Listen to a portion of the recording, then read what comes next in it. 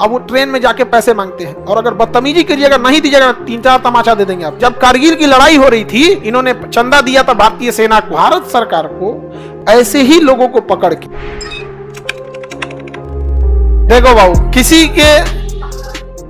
किसी के ऊपर आप तब हंसिए जब वो अपनी गलती किया हो तब।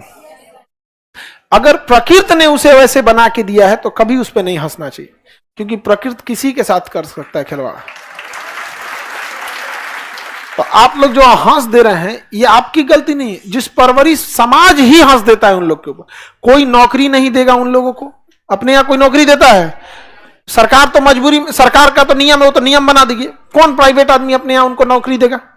कोई नहीं देता है। बिजनेस करने जाइएगा दुकान पे तो लोग मजाक बना के रख देंगे उनको। मजबूरी में उन लोग भूखे तो मरेगा नहीं, इसलिए वो लोग समाज में लड़ना सीख गए।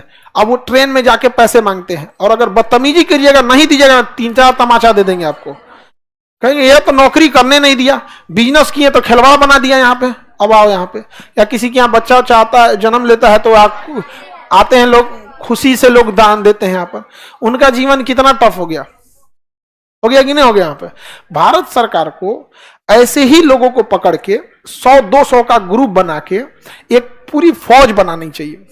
और जो पुरुष दहेज ले बियाह करने, नियम बना दो कि 1 महीना इसके घर के सामने डेरा डाल के सरापे सब बोले, सब बकललवा दहेज लिया रे, अरे हम लोग से मांग लेता, हम लोग कमा के खिया देते, अरे करम फोरवा तोरा पास पैसा नहीं है रे।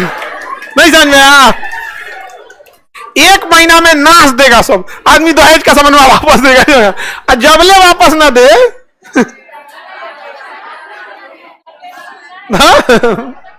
तब तक हटने मत दो। नहीं समझ में आया?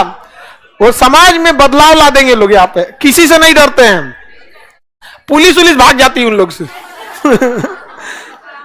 और उन पे कानून बड़ी सख्ती से लगता है ना, वहां पे समझ में आ रहा है कि नहीं आ रहा है? बहुत टफ कानून लगता है उन लोग के ऊपर यहाँ। तो ये सब चीजें हैं, लेकिन अब क्या कहिएगा, हम एक आदमी को समझेबो किए तो मिनिस्टर लेवल के थे, ऐसा कीजिए यहाँ पे, कहे खान सर आप तो एकदम समाजे बदलने में लग गए हैं, देख रहे हैं इलेक्शन सर पे। हम कहीं ठीक भैया, हमको लगा कि इन लोग का ध्यान नहीं है सब पे। हमारे हाथ में रहे दहेज ना, तो दहेज तो बहुत छोटी चीज हो जाती है, लोग ब्याह से डरने लगेंगे।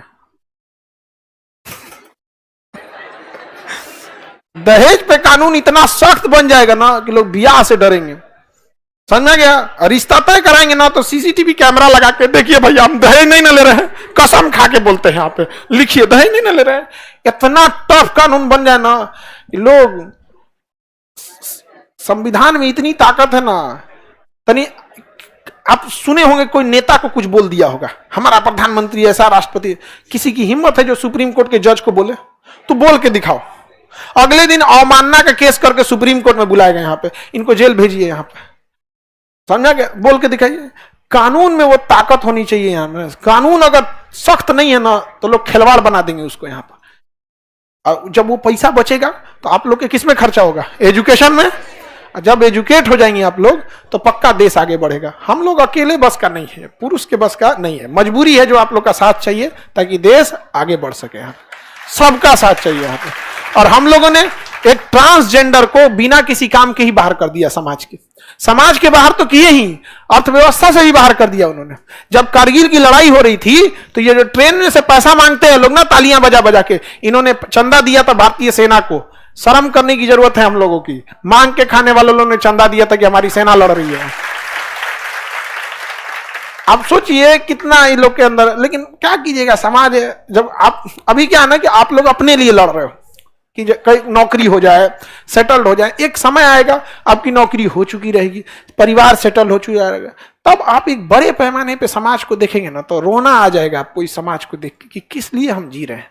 जानवर हम में बस फर्क ये है कि वो दो टाइम मांग के खाने रखते हैं, हम लोग बैकअप में रखे हुए हैं। बहुत ज्यादा का डिफरेंस है जो अभी भी समाज में उतना नहीं देखने को। कोई किसी को लूट के करे, किसी की समस्या से हमें कोई फर्क नहीं पड़ता है। जब विडंबना हो गई यहाँ पर। और देखिए जो अत्याचार सहा कौन है? अशिक्षा के अभाव में। अशिक्षित शिक्षा थोड़ा सा भी आ जाएगा ना तो सम्मान मिलते हैं। एक कुत्ता है ना, कुत्ता अगर वो थोड़ा सा शिक्षित मतलब ही नहीं कि लिखना पढ़ना सीख जाए, उसको बोले बैठो, अगर बैठ गया, खड़े हो, खड़ा हो जाएगा, हाथ मिलाओ, हाथ मिला, उसका बहुत इज्जत होगा। थोड़ा सा इज्जत, वो शिक्षा नहीं है, वो शिक्षा की शुरुआत है। पहली शिक्षा यही तो होती है, दादा कहो, पापा कहो, मम्मी बोलो, प्रणाम कहो, पैर छुओ। छोटे बच्चों को यही नहीं सिखाया जाता। थोड़ा सा एक जानवर में भी अगर ये आ जाता है ना, तो चाहे वो भले सड़क छाप कुत्ता है, लेकिन लोग उसको रखेंगे, अरे बहुत अच्छा। हमारा ये जो कुत्ता है सड़क छाप है, सड़क है एकदम यहाँ पे है, लेकिन ठीक से रहता है एकदम, मतलब बाकी लोगों से जैसा भी रहे, हमसे ठीक से रहता है। तो जब वो छोटा था ना, एकदम छोटा था, तो उसको तौलिया में लपेट के, ठंडी का दिन रहता था, हीटर, हम कभी हीटर उटर में नहीं सोते, क्योंकि हमको मेरा मानना है कि नेचर हमें जो फल देता है खाने के लिए, वो हमारे लिए बहुत है। जिस सीजन में जो फल है, जिस सीजन में जो सब्जी है, और जिस सीजन का मौसम है, उसे हमें हल्का सा झेलना चाहिए। गर्मी में पसीना ना आए, एसी लगा के रह जाएंगे, धीरे धीरे इम्यून सिस्टम गड़बड़ा जाएगा। उसके लिए हम हीटर लाए थे, उसे जरा उसमें सुलाए थे, वो पहला दाग लिया जाके अपने को उसी में जाके जला लिया अपने आप को। अब तो सोचिए शिक्षा का कितना पावर है। आप सोच रहे हैं, सर्कस में उन्हीं जानवरों को रखा जाता है जो हल्के से शिक्षित हो जाते हैं, और जो दूर रहा, देखिएगा महिलाएं शिक्षा से रोका गया, पिछड़ी जाति के लोग, दलित समाज, आदिवासी समाज के लोगों को पढ़ने नहीं दिएगा, पीछे रह गए कि नहीं रह गए, महिलाएं पीछे